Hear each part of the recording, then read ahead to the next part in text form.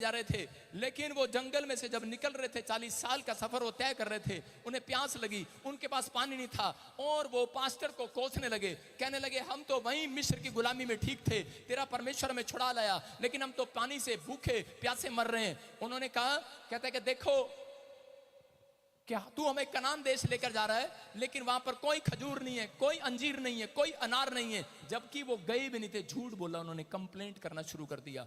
उसने कहा अरे तुम गए हो क्या वहां पर? कहता नहीं गए। लेकिन उसने क्या किया, मूसा ने पहाड़ी पर डंडा मारा, ऐसे करके ठान ऐसी पहाड़ी पर डंडा मारा।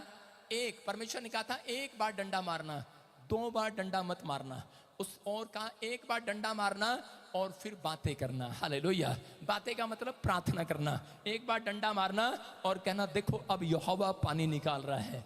और इसी समय लेकिन उसने क्या किया, उन लोगों की कंप्लेंट सुनने के बाद लोगों के साथ इतना गुस्से में आ गया। उसके 10 में लिखा, कहता है दंगा करने वालों, करा लो हम तुम्हारे लिए अभी पानी निकालते हैं। इस परमेश्वर क्रोध कर गया इस बात से। उसने कहा अरे तू पानी निकालेगा? उसने एक नहीं, उसने 2 डंडे मारे, ठा ठा। परमेश्वर ने पानी इसलिए निकाल दिया, वो नहीं भी निकाल सकता था, क्योंकि 1,22,000 लोग भूखे और प्यासे मर जाते। कई बार पादरी लोग गलतियां करते हैं, कई बार विश्वासी लोग इतनी गलतियां करते हैं, लेकिन परमेश्वर आपको कई बार आपकी गलती को बाईपास कर देता है। क्यों कर देता है? कहीं ऐसा ना हो मसीहत का नाम खराब हो जाए। हालेलुया। इसलिए वो आपके ऊपर अनुग्रह कर देता है। यहां पर उसने 2 बार डंडा मारा पानी में और पहाड़ पर, और पानी निकल आया। परमेश्वर ने कहा था एक बार मारना, और परमेश्वर ने कहा जा मूसा, कह रहा अब तू कनान देश नहीं जाने पाएगा, सिर्फ देखेगा दूर से। हालेलुया। आज हो सकता है दाऊद को बोला तू भवन बना, लेकिन जब वो भवन बनाने निकला उसने एक गलती कर दिया, और उसके बाद परमेश्वर ने कहा तू नहीं बनाएगा भवन, कहता तेरा बच्चा बनाएगा।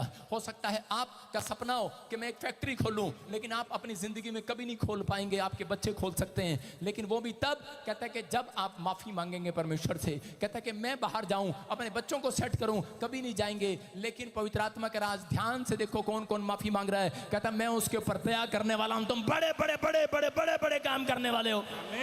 यहां पर इसका मतलब था एक बार डंडा मारना और प्रार्थना करना। हालेलुया। जैसे कह रहा एक बार यीशु मसीह क्रूस पर चढ़ा, दूसरी बार सिर्फ विश्वास करना है। एक विश्वासी आया मेरे पास और कहने लगा पादरी साहब, कहता है उसकी प्रेयर सुन रहा था मैं, कह रहा प्रभु दोबारा आओ क्रूस से, दोबारा आओ दोबारा आओ दोबारा आओ, ऊपर से क्रूस पे चढ़ो।